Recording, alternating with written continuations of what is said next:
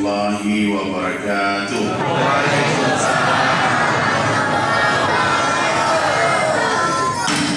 Innal hamdalillah nahmaduhu wa nasta'inuhu wa nastaghfiruh wa nu'minu bihi wa natawakkalu alayhi wa na'udzu billahi min shururi anfusina wa min sayyiati a'malina. Man yahdihillahu fala mudilla lahu wa man yudlilhu fala hadiya lahu. Ashhadu an la ilaha illallah wahdahu la syarika lahu wa ashhadu anna Muhammadan abduhu wa rasuluhu la nabiyya ba'dahu. Qala Allah ta'ala fi Qur'anil Karim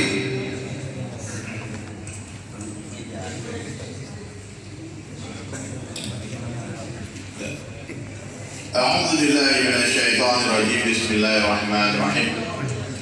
Alladzi khalaqal mauta wal hayata liyabluwakum ayyukum ahsanu amala. Wa qala Nabi sallallahu alaihi wasallam, man ahya sunnati faqad ahabbani wa man ahabbani kana ma'i fil jannah. Atau kama qala Rasulullah sallallahu alaihi wasallam. Baik hadirin sekalian yang dirahmati Allah, malam hari ini Allah jumpakan kita.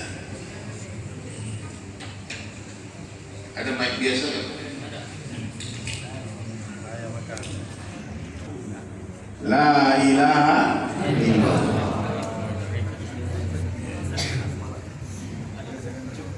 Jadi Bapak Ibu semua, adik-adik Jakarta Bapak ya, tersembunyi di Masjid Baitur Rahman. Baitur Rahman, Jalan Kang Raya.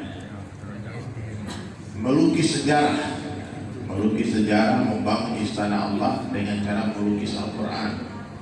Allahu Akbar. Nanti Bapak Ibu mesti lihat itu masjid kalau sudah jadi nanti ya. Under construction. Saya memang sudah bilang sama Pak Fadlah, sama teman-teman, saya tolong jangan dikasih jadwal ceramah. Menjadi dai dan dai. Nah, jadi hadirin sekalian dirahmati Allah SWT. Rasulullah SAW hijrah dari Makkah ke Madinah. Itu nggak main-main, Pak. Kisah perjalanan hijrah Nabi itu bukan perjalanan yang tiba-tiba, tapi sebuah perjalanan yang sangat matang perencanaan. Mereka telah menyiapkan 2 ekor unta. Unta itu milik Abu Bakar. Dan waktu itu Rasulullah SAW sedang tidak punya harta benda, tidak punya duit banyak untuk membeli seekor unta. Maka Abu Bakar radhiyallahu anhu katakan, ya Rasulullah, aku telah siapkan 2 ekor unta. 1 ekor untukku, 1 ekor untukmu. Apa tahu? Apa kata Nabi SAW? Ya Abu Bakar, aku beli unta itu. Kata Sayyidina Abu Bakar, tidak, ini hadiah untukmu ya Rasulullah. Aku berikan cuma-cuma saja. Maka Nabi mengatakan, tidak wahai Abu Bakar, aku beli unta ini. Aku ingin hijrah dengan hartaku dan diriku sendiri, bukan dengan hartamu Abu Bakar. Maka terjadilah sebuah transaksi yang luar biasa. Sayyidina Abu Bakar adalah memberikan satu harga, kemudian ini gini nawar sunnah udah habis modal orang masih diinjak lagi. Nah, itu zalim namanya. Bapak, akhirnya disepakati unta itu dibeli dengan hutang. Dihargai kan? Oke, harganya sekian, sepakat. Kata Rasulullah, insya Allah nanti di Madinah aku bayar. Jadi begitu Pak. Rasulullah SAW dalam berdakwah, dalam berjuang di jalan Allah, menggunakan harta dan dirinya masing-masing. Mengajarkan sahabat juga begitu. Bukan harta orang kaya, diri orang miskin, tidak. Orang-orang kaya wajib berkorban harta dan dirinya. Orang miskin pun wajib mengorbankan harta dan dirinya. Makanya coba periksa Al-Quran. Saya kan lagi nulis Al-Quran, tuh baca Al-Quran. Setiap ada perintah perjuangan untuk agama, jihad, itu pasti bi amwalikum wa anfusikum, dengan hartamu dan dirimu. bi amwalihim wa anfusihim, dengan harta mereka dan diri mereka. Itu bunyi ayat. Allahu Akbar. Lalu mulailah hadirin sekalian, malam itu Sayyidina Abu Bakar dan Sayyidina Rasulullah SAW untuk membunuh baginda Rasulullah SAW. Antum bayangkan Pak, malam itu rumahnya Nabi dikepung 100 orang preman dengan pedang yang terhunus, dengan hadiah yang sangat besar. Siapa saja yang bisa membawa kepala Muhammad hari ini? Kata Abu Jahal, Abu Lahab akan diberikan hadiah yang sangat besar. Maka hadirin sekalian, malam itu rumah baginda Rasulullah SAW dikepung oleh 100 orang kafir Quraisy. Siapa yang ada di dalam rumah itu? Rasulullah SAW dan Sayyidina Ali radhiyallahu anhu. Mereka berdua pun bisik-bisik bicara. Kata Sayyidina Ali, ya Rasulullah, kita mau dibunuh. Sebetulnya orang-orang Quraisy tidak mengincar Sayyidina Ali, dia hanya mengincar Rasulullah saja. Maka kata Rasulullah, wahai Ali, kau tenang. Apa kata Nabi? Tenang. Ini ada harta-hartanya orang Mekah. Tolong besok kau kembalikan kepada pemiliknya. Jadi hebatnya Nabi itu Pak, saking jujurnya, meskipun dakwah Nabi ditolak sama orang kafir Quraisy, meskipun dakwah Nabi ditentang sama mereka, tapi kalau urusan menitipkan harta, dia titipkan ke Nabi. Ya. Jadi Rasulullah SAW memegang harta-hartanya orang-orang Makkah sebagai amanah. Apa gelar Nabi? Amin. Orang yang amanah, yang dipercaya. Maka ketika Rasulullah mengatakan, wahai Ali, besok kamu bagikan harta ini kepada pemiliknya, kembalikan. Maka malam itu Sayyidina Ali tenang, dia yakin dia pasti selamat malam itu, karena Nabi sudah berkata besok harus mengembalikan barang-barang orang. Dan Nabi katakan, aku tunggu kau di Madinah. Satu orang bertanya kepada Sayyidina Ali, kapan malam yang terindah dalam hidup wahai Sayyidina Ali radhiyallahu anhu karamallahu wajhah? Kapan malam yang paling nyenyak tidurmu wahai Ali?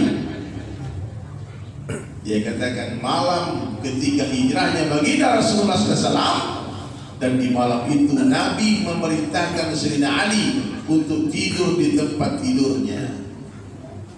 Kira-kira kalau kita gimana? Disuruh gantikan tempat tidurnya orang yang sasaran target pembunuhan malam itu. Ya, bisa dibayangkan nggak pencekapnya? Kata Rasulullah, wahai Ali, malam ini aku berangkat duluan ke Madinah, kau tidur di tempat tidur. Jadi kalau tiba-tiba itu preman-preman Makkah masuk menyekat dan malam itu tak banyak pencahayaan, pasti dia akan tebas. Siapa yang mati? Sayyidina Ali. Tapi kata Sayyidina Ali, aku tidak pernah tenang dan tidak pernah tidur senyenyak malam itu. Kenapa? Karena aku yakin dengan perkataan Nabi, besok aku akan mengembalikan titipan orang-orang Makkah ke orang pemiliknya. Maka pasti malam itu aku selamat dari hukuman. Itu yakinnya sahabat. Dan Nabi sudah berkata, kita berjumpa di Madinah, maka aku pasti selamat. Benar hadirin sekalian, Allah menunjukkan kekuasaannya. Allah Subhanahu wa ta'ala memperkenalkan tentara-tentaranya kepada kita. Dan malam itu dihantarlah tentaranya Allah yang bernama Ngantuk. Ngantuk itu tentara Allah. Datang Ngantuk, ratusan preman yang menghunus pedangnya tiba-tiba tertidur. Nah, jadi kalau kita berhadapan dengan orang kafir, Pak, minta tolong ya Allah kirimkan tentara Ngantuk. Nah, yang mungkin dia menang, orang dia tidur. Maaf ya, ada juga itu calon kepala daerah, dia doa gitu. Nanti pas pencoblosan itu seluruh musuh-musuhku, lawan-lawan politik ngantuk kan ya Allah, biar dia nggak nyoblos. Menang bapak itu. Mungkin malah siang itu nggak ada nyoblos. Rasulullah SAW keluar dengan tenang. Nabi berjalan hadirin mulia. Orang-orang itu matanya terbuka tapi tak nampak, tertidur, hypnotize. Allahu Akbar. Lalu Nabi hadirin mulia tidak jalan menuju arah utara seperti jalur biasanya menuju Madinah, tapi Nabi melawan arus, berjalan menuju selatan, dan Nabi menjinjit-jinjitkan kakinya. Ini tentu semua ada hikmahnya. Kenapa Nabi lakukan itu? Dan Nabi bersembunyi di Gua Thur kurang lebih 3 hari. Maka hadirin dirahmati Allah Subhanahu wa taala, banyak keajaiban kisah hijrahnya Nabi. Yang hari ini kita kenang kisah itu, hari hijrahnya Nabi itu bermulalah dihitungnya penanggalan tahun baru Hijriah 1 Muharram. Dan sebetulnya dalam Islam tidak ada syariat merayakan tahun baru Islam. Ya nggak ada. Kenapa tahun baru Masehi dirayakan? Banyak orang merayakan. Kenapa kita biasa-biasa aja? Keluar angin beliau. Dan ulama mengatakan karena di bulan Muharram ini juga banyak duka cita di dalam sejarah Islam, maka kita tidak terlalu berpesta pora dengan tahun baru Hijriah. Tapi kita mengenang hijrahnya Rasulullah SAW. Mudah-mudahan hijrah itu maknanya sangat luas. Tiga perkara penting yang harus kita hijrah. Yang pertama, kita harus hijrah dari yakin kepada makhluk menjadi yakin kepada Khalik. Itu hijrah yang pertama. Maju dikit. Pak, kalau saja Bapak di WhatsApp sama gubernur malam ini, kata Pak Gubernur besok subuh jam 5 datang ke istana. Datang ke apa? Oh kan, nggak datang. Gubernurnya masa ini. Datang. Manusia begitu. Dia akan mentaati orang dia kenal. Manusia ini kalau nggak kenal, Pak, sebetulnya kita semua punya sifat taat, betul nggak? Semua kita ini punya sifat taat. Tapi kenapa banyak orang tak taat kepada Allah? Dipanggil azan tak datang. Kenapa? Karena sebetulnya mereka tak kenal dengan Allah. Kalau kita dipanggil orang, Bapak, mohon maaf, Bapak jalan di pasar, tiba-tiba orang bilang, hei, sini. Bapak datang. Apa kamu?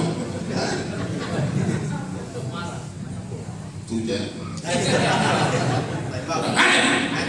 Siapa dia itu? Kurang ajar bagi-bagi saya. Terus satu di Bapak, itu yang bagi Bapak Jenderal, Pak, bintang 4, Pak. Datang? Oh, iya. Maaf Pak, saya nggak tahu, Pak. Maaf. Tadi udah teriak kau katanya.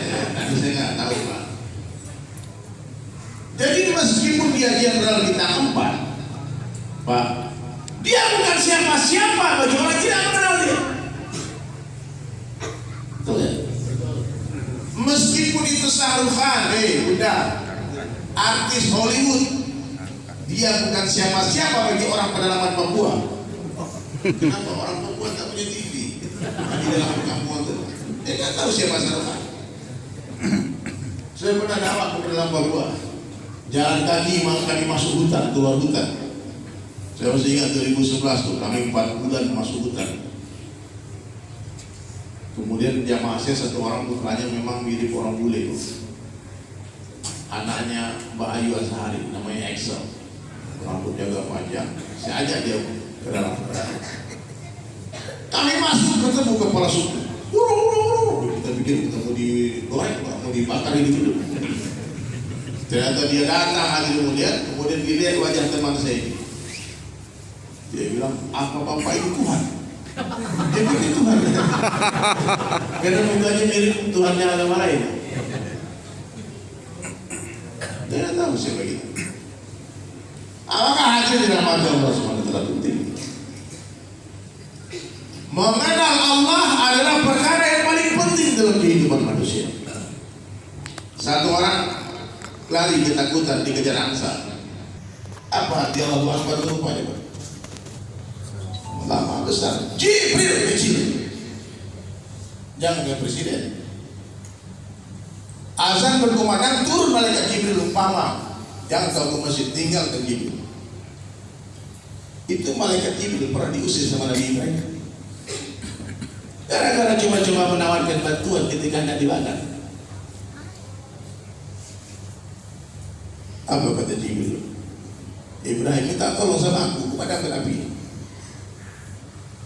Minta tolong. Apa jawaban Nabi Ibrahim alaihissalam? Hasbunallah wa ni'mal wakil, ni'mal maula wa ni'mal nasir. Cukup Allah.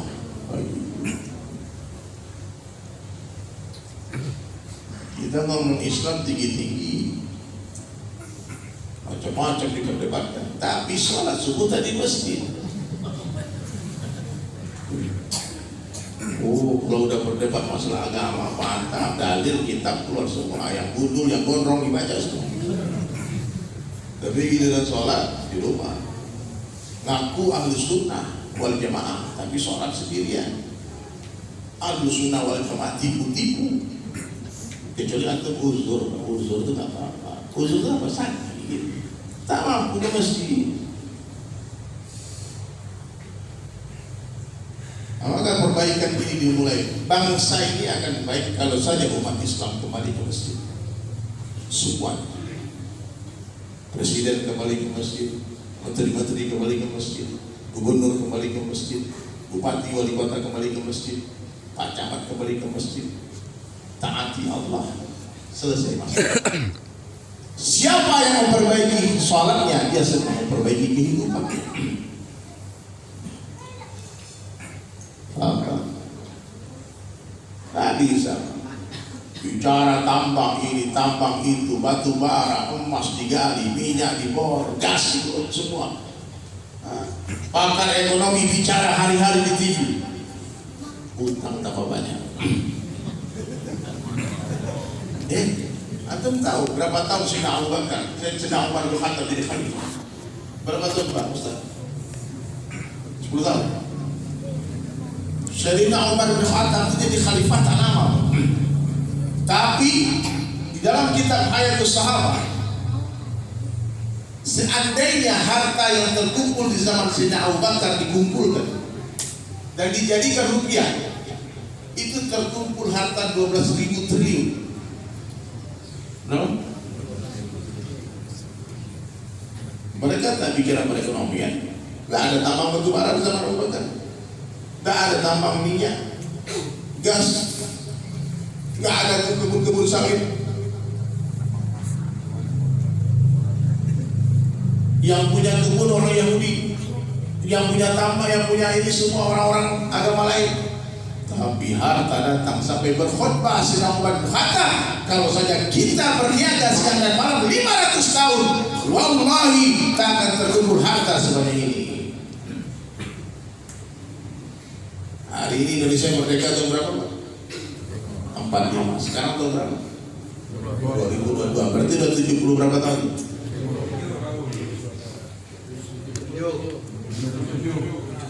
Mana pakar ekonomi? Berapa jumlah utang Indonesia sekarang?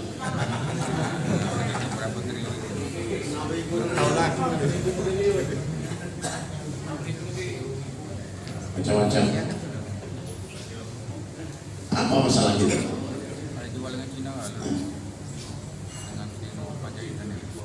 Maling. Orang-orang yang mencintai dunia, sekaya apa pun, semakin dia minum itu air laut, semakin haus. Maka saya sekarang sedang mencari orang-orang yang kalau melihat uang muntah. Pak, ini ngomong-ngomong dulu Pak ya. Mudah-mudahan nanti muncul orang seperti itu. Amin. Amin. Kebiasaan Sayyidina Umar bin Khattab menyapu baitul mal. Datang harta habis itu. Ini maaf ya, saya belum kenal takmir masjid, saya tidak menceramai siapapun ya. Semua takmir masjid kalau memegang uang umat cepat-cepat habis. Jangan ditunggu-tunggu uang itu. Diumumin pas Jumatan, alhamdulillah saldo masjid kita 325 juta. Ini kawan belum makan. Mental takmir masjid ini yang pegang uang umat ini mesti mentalnya orang beriman, bukan mentalnya bisnismen. uang harus disimpan dulu, diinvestasikan dulu, ditabung dulu, di bisnis. Jangan. Sehingga apa yang terjadi di zaman Sayyidina Umar bin Khattab radhiyallahu anhu, semua bayi yang lahir digaji. Baru lahir langsung digaji. Haram memungutan pajak waktu itu, tidak ada pajak. Zakat dipungut diberikan kepada orang kafir. Daging hewan kurban disembelih diberikan ke singa, ke harimau di hutan. Tak ada sahabat yang susah. Ini mental kita hari ini, Pak. Mohon maaf nih, saya bicara sama teman-teman pejabat. Bagaimana memikirkan uang masyarakat rakyat ini diperas dengan pajak? Mereka lagi pajaknya mana diincar orang kaya, pajak aja. Mestinya negara memikirkan bagaimana memberikan uang kepada rakyat itu, bukan mengambil uang dari rakyat. Karena orang-orang yang mencintai dunia tak cukup dunia. Maka hijrah yang kedua apa? Hijrah dari cinta dunia menjadi cinta akhirat. Dunia bukan tempat tinggal, tapi dunia tempat meninggal. Dunia bukanlah tempat tinggal kita, tapi dunia adalah tempat yang akan kita tinggalkan. Sekarang kita di atas tanah, tak lama lagi tanah di atas kita. Sekarang dunia nyata, akhirat cerita. Setelah mati, akhirat nyata, dunia tinggal cerita. Apa yang kita makan akan jadi kotoran, apa yang kita tinggalkan akan jadi rebutan, dan apa yang kita infakkan di jalan Allah, itulah rezeki kita sesungguhnya.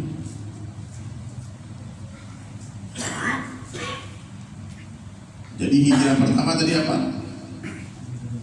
Dari yakin kepada makhluk menjadi yakin kepada Khalik.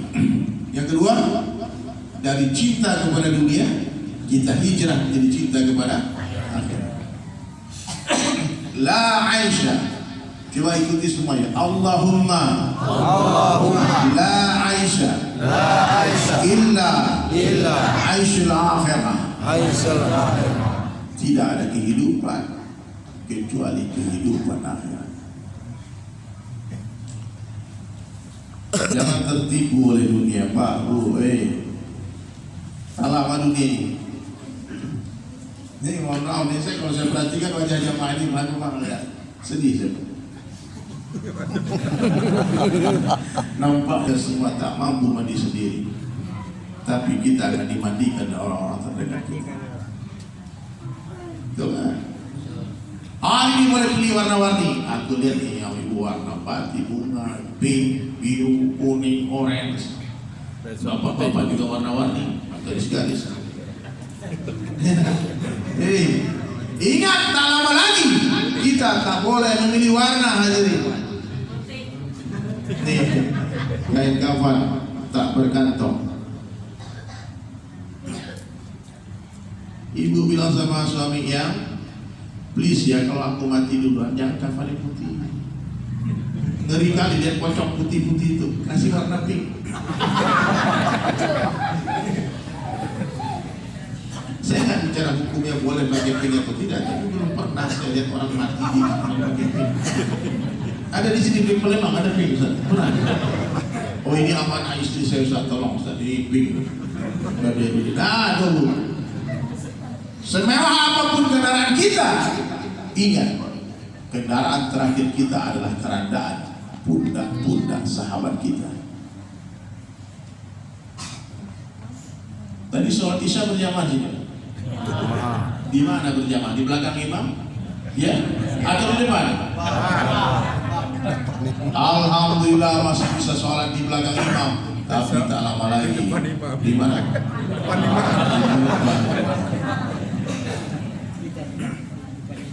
Jangan kayak kawan saya tak pernah ke masjid, diajak ke masjid macam-macam alasan, titip salam sama Tuhan. Aduh, baca dan guyon agama. Suatu hari dengan kabar dia ke masjid, kurang ajar. Sholat di mana? Di depan imam. Itu sholat yang pertama dan yang terakhir sholat di depan imam. Masih untuk sholat kok. Kadang-kadang tak disolatkan juga. Orang tak tahu agama dia apa. Betul. Dia mau disolatkan tak pernah ke masjid. Ada satu kampung di Bali, Pak, punya peraturan kampung. Boleh bapak-bapak nih haji hanya kepadanya. Dunia ini tempat meninggal, bukanlah tempat kita tinggal. Kita semua akan kembali padanya. Sedih sementara, bahagia sementara, sakit sementara, sehat sementara, cantik sementara, tampan pun sementara, dunia sementara, akhirat selamanya. Nah, ini cerdas-cerdas. Kalau di Bangka kemarin, ini saksi Pak pernah saksi di Bangka kemarin. Akhirat sementara. Saking senangnya hati ya Pak. Dan konek kata jauh tertipu daya oleh dunia yang fana, sebagai tempat ujian bagi kita. Dunia sementara, akhirat selama-lamanya. Orang kaya mati, orang miskin mati, raja-raja mati, rakyat biasa mati. Tunggu dulu. Mati. Orang miskin mati, raja-raja mati, rakyat biasa mati, yang di belakang mati. Kursi mati. Yang di luar mati. Ada di luar banyak apa? Yang ceramah mati. Semua pergi menghadap ilahi, dunia yang dicari tak ada yang berarti. Dunia yang dicari takkan dibawa mati. Pak, coba lihat kiri kanan depan belakang. Serius, tetangga-tetangga kita, sahabat karib kita, kakak adik kita, ayah ibu kita, kakek nenek kita, satu persatu pergi meninggalkan dunia. Kenapa kita tak percaya kita bakal mati? Ya Pak, aku itu 70 tahun tak mati-mati. Belum. Belum. Ada tempat makan-makannya, amin. Makan gratis 24 jam tanpa syarat. Siapa saja yang lapar, masuk masjid, kau keluar kenyang perutmu. Mantap Bapak. Sampai kita beli kursi untuk pijit-pijit yang kakek-kakek yang mau dipijit dulu di kursi. Jadikan masjid menjadi tempat terindah di muka bumi. Wih, mantap. Tempat yang paling nyaman, anak kecil diterima di masjid. Kalau anak kecil terima apa? Lari-lari jangan dimarahin. Nanti dikenang wajah bapak sampai mati, itu bapak itu. Orang jahat itu katanya kan, jangan lagi ke masjid. Ada dulu di masjid kita, bapak tuh galak kali. Kalau anak kecil lari gimana? Hei! Satu kali cucu dia lari. Cucu dia datang, diam-diam anak dia bawa cucu, lari-lari gitu. Dia diam aja. Tuh hari itu cucu, cucu itu lagi. Belum paham. Kalau anak orang gimana? Apakah bapak-bapak anak-anak ini calon-calon dai dan daiyah? Amin. Kalian jangan lari-lari di masjid ya. Sholat ngaji. Masih dari bahasa Indonesia ini. Bapak nggak begitu, berarti bapak tidak dapat lisensi untuk berdebat masalah khilafiyah. Kalau bapak bukan nulis Arabnya lebih lancar dari nulis Latinnya. Kalau kita tidak begitu, berarti bukan ulama, tidak dapat izin untuk berdebat masalah khilafiyah. Kita Kita ikut aja Pak ya. Ributlah satu kampung ini berantem. Rusuh jadi berita.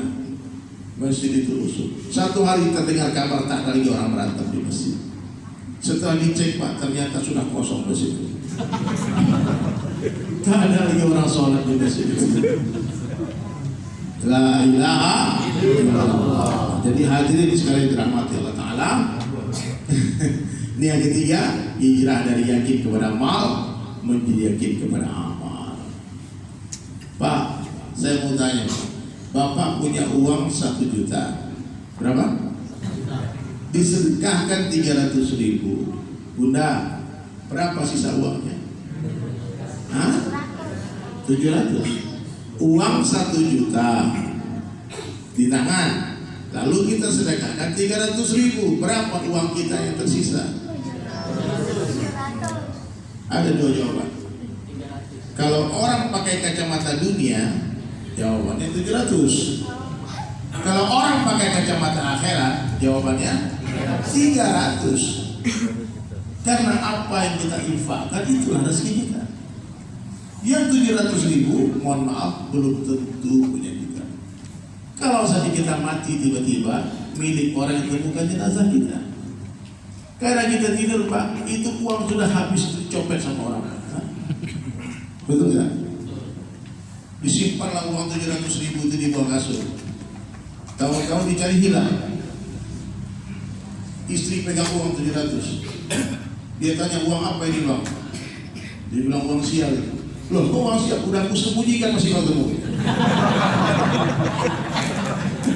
Udah aku sembunyikan masih ketemu. Jadi cari istri itu paling mencari uang.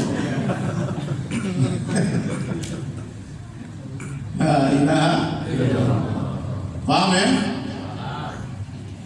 Jadi siapa yang berinfak di jalan Allah itu orang cerdas. Sebelum pulang kampung bangun dulu rumah di kampung Pak. Orang yang merantau tahu perkara ini Pak.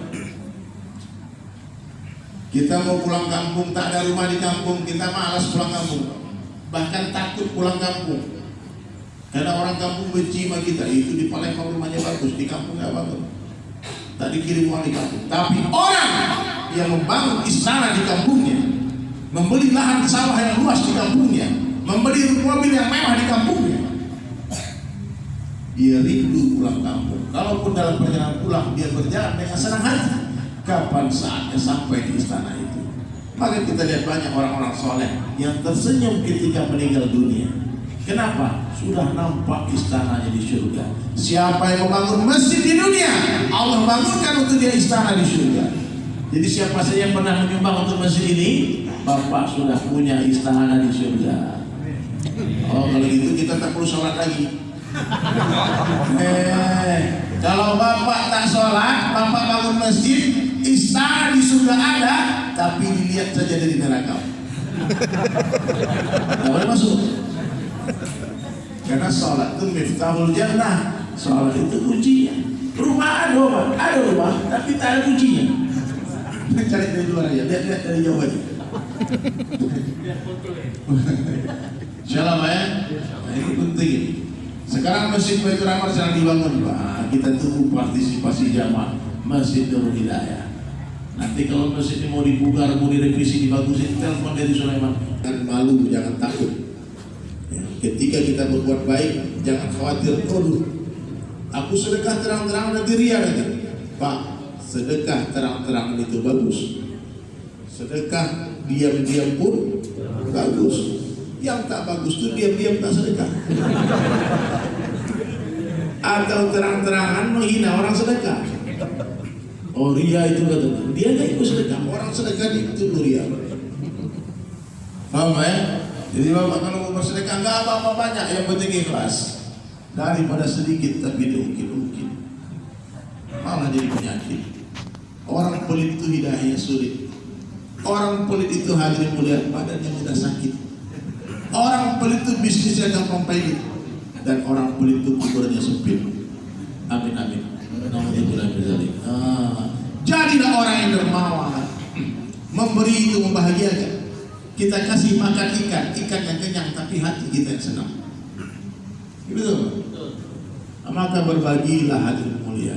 Dunia di tangan, di hati jangan. Mau kesimpulannya apa? Dengar baik-baik 5 menit lagi. Yang pertama, jadilah orang baik dalam pandangan Allah. Yang kedua, hidupkan sunnah Nabi SAW semampunya, bukan semaunya. Yang ketiga, perbaiki sholat dengan khusyuk. Laki-laki 5 waktu di masjid, di tempat azan dikumandangkan. Ibu-ibu tak wajib ke masjid, tapi boleh ke masjid.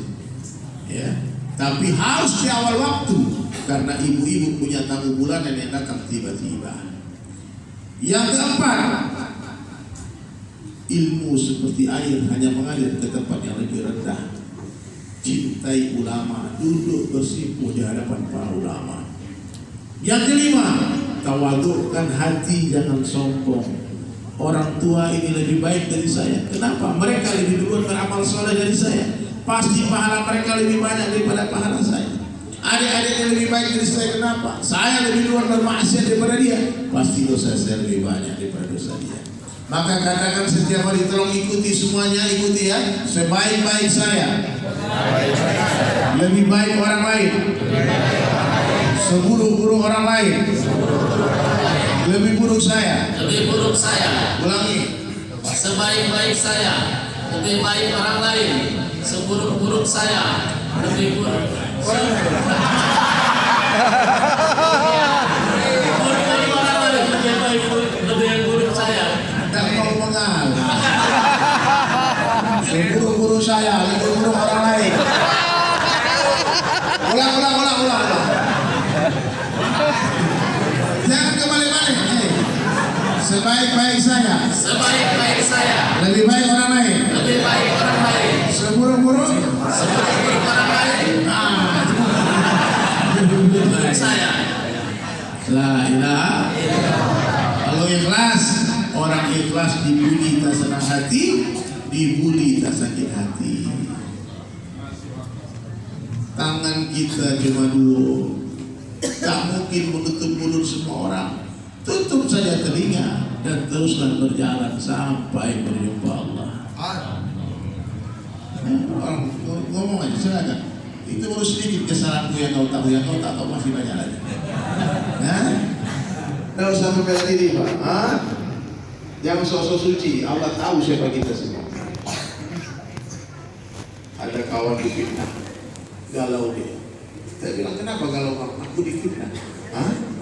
Mesti kau bersyukur kau difitnah. Cuma kalau dosa kau yang sebetulnya dibongkar. Oh iya. Banyak-banyaklah ingat mati. Pak, ini ilmu terakhir dari saya. Saya dapat warisan nenek moyang. Mohon dengar baik-baik, jangan salah paham ya. Ilmu ini sudah saya berikan, sampaikan kepada Ustadz Abdul Somad di Madinah. Dan dia katakan, sahih, mantap. Jadi saya ini tahu Pak, kapan orang lahir, kapan orang mati. Ini khusus jamaah Masjid Nurul Hidayah, aku beritahu. Siap? Ini tidak ada kesyirikan. Tolong kalau saya kasih tahu jangan gunakan untuk maksiat. Mau nggak Pak? Ibu-ibu mau tahu kapan orang lahir, kapan orang mati? Satu syarat, jaga sholat 5 waktu. Siap? Di masjid. Siap ya? Besok pagi Pak subuh semua ke masjid sholat. Ya. Jangan pulang sebelum terbit matahari. Ada sholat nama Isra. Pahalanya sholat subuh itu, Isra itu kurang lebih 90 menit dari waktu subuh. Pahala haji dan umroh yang sempurna. Oke? Setelah sholat Isra, bapak-bapak kalau bisa berjamaah, jangan sendirian. Ada kuburan dekat-dekat sini. Bapak pergi ke kuburan itu, lihat di batu tulisannya Pak. Di sana ditulis kapan orang lahir. Salah ya? Mantap dah. Insya Allah tak pernah meleset Pak. Ditulis lahir di mana, tanggal berapa, di batu tulisan itu.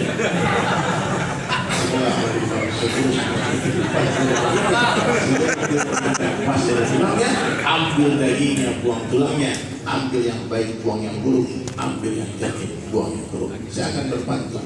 Tante Desi naik sepeda. Terima kasih. Dadah. Assalamualaikum.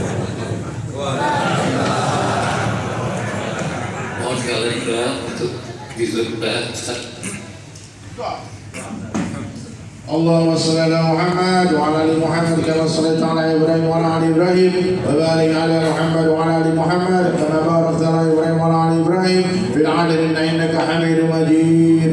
اللهم اغفر للمسلمين والمسلمات والمؤمنين والمؤمنات الاحياء منهم والاموات يا اول الاولين يا اخر الاخرين يا ذا القوه المتين يا رحيم المساكين يا ارحم الراحمين يا الله يا رحمن يا رحيم. Ampunlah dosa-dosa kami ya Allah, dosa kedua orang tua kami ya Allah, dosa guru-guru kami ya Allah, dosa umat Islam seluruh dunia ya Allah. Ya Allah, tambahkan hidayah hati kami ya Allah, jadikan diri kami asbab hidayah ya Allah. Ya Allah ya Rahman, berikan ilmu bermanfaat di hati kami ya Allah. Ilmu menyebabkan kami semakin hari semakin mencintaimu ya Allah. Ya Allah ya Rahman ya Rahim, Engkau maha melihat, maha mendengar, maha mengetahui ya Allah. Tutup aib-aib kami ya Allah, tutup aib umat Islam di seluruh dunia ya Allah. Ya Allah, tanamkanlah di hati kami rasa cinta kepada orang-orang mencintaimu ya Allah. Ya Allah, di tahun baru Hijriah ini ya Allah, jadikanlah tahun baru ini lebih baik daripada tahun sebelumnya ya Allah. Ya Allah, kami mencintaimu ya Allah, mencintai Rasulullahmu ya Allah. Ya Allah, jumpakan kami dengan Nabi di dalam mimpi-mimpi kami ya Allah. Antar kami Nabi sampai ke surga ya Allah, berkumpul bersama Rasulullah, bersama ummahatul mukminin, sahabat dan sahabiah. Rabbana atina fid dunya hasanah wa fil akhirati hasanah wa qina adzabannar. Subhana rabbika rabbil izzati amma yasifun wa salamun ala mursalin walhamdulillahi rabbil alamin. Oh ya, saya selamat datang juga ada sahabat saya Habib Umar Al-Kaf, datang jauh-jauh ke sini. Bib, bisa maju ke depan, Bib? Maju ke depan. Habib ini suriannya Rasulullah, jangan di sana dulunya. Dan semua tolong ya, hari ini Habib Umar Al-Kaf milad. Mabruk alfa mabruk alaika mabruk. Ayo semuanya. Mabruk alfa mabruk ya miladi mabruk. Mabruk alfa mabruk ya alaika mabruk. Mabruk alfa mabruk ya